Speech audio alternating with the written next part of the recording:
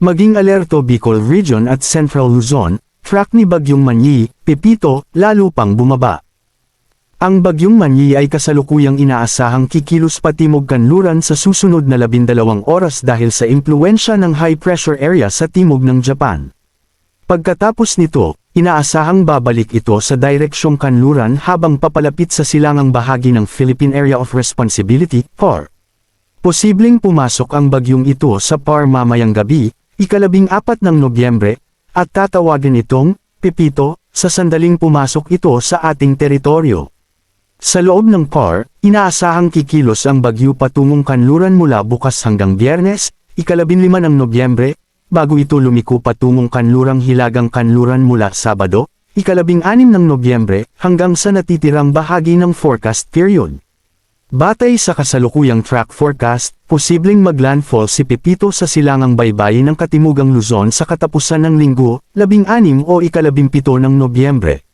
Subalit, dahil sa posibilidad ng pagbabago sa forecast track lalo na sa ika-4 at ika-5 araw, maaaring magbago ang landfall point mula sa silangang baybayin ng Gitnang Luzon hanggang sa silangang baybayin ng Silangang Visayas.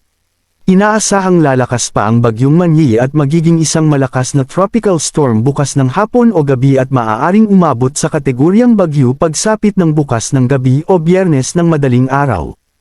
Hindi rin isinasantabi ang posibilidad ng mabilis na pag-intensify nito, kaya't posibleng umabot sa kategoryang super typhoon ang bagyo habang nasa karagatang Pilipinas at maglandfall ito sa peak intensity. Bagaman masyado pang maaga upang tukuyin ang eksaktong mga lugar na maaapektuhan, halos buong Luzon ay nasa peligro ng matitinding pagulan, malalakas na hangin, at posibleng storm surge na maaaring magdulot ng mga epekto sa mga naturang lugar. Kahit magbago ang landfall point, maaaring maranasan pa rin ang mga panganib sa lupa at baybayin kahit sa mga lugar na wala sa direktang dadaanan o nasa labas ng forecast confidence cone. Pinapayuhan ng mga komunidad sa Luzon na manatiling naka-antibase sa mga update at maghanda para sa posibleng mga panganib na dulot ng bagyong ito. Samantala, 5th Super Typhoon of 2024. Lumakas at isa ng ganap na super typhoon ang bagyong Ophelf na may international name na Usagi ayon sa Pag-asa. Taglay na ngayon ng bagyo ang lakas ng hangin na umaabot sa 185 km per hour at pagbugsong umaabot sa 230 km per hour.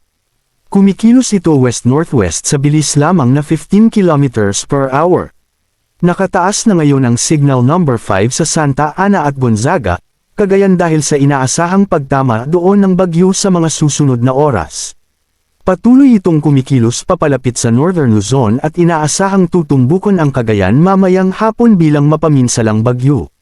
Manatiling nakatutok sa Weather Balita para sa bago pang updates. Don't forget to subscribe. Thank you for watching.